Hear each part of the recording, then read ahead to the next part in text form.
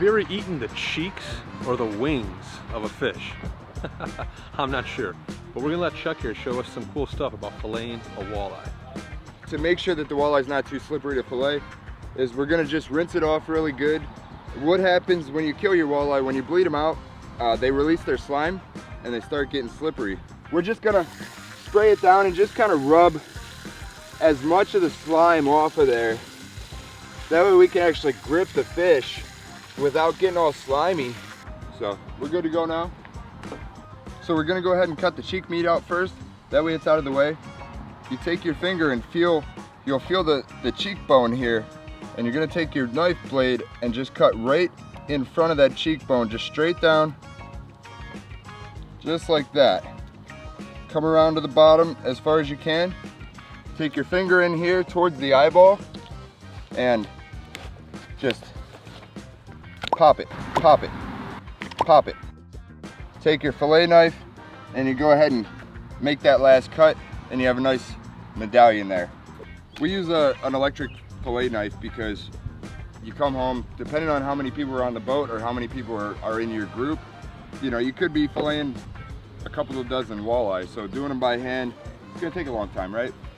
Then you're gonna take your electric knife, come right behind the bottom fins, at an angle towards the head, and you're gonna cut right through here in front of the bone, down to the spine. Take your knife 90 degrees and run along that spine while you're... we're gonna go ahead and cut this belly meat out. Generally, this is the worst part of the fish, so there's no reason to keep it. The last thing that we're gonna do is go ahead and zipper the meat. Now, with smaller walleye, you know, 15, 16 inches, you don't really have to worry about the lateral line here. But on the bigger walleye, especially if you have little kids, you want to take out that line of little bones there. That way they don't choke. No one likes bones. Right.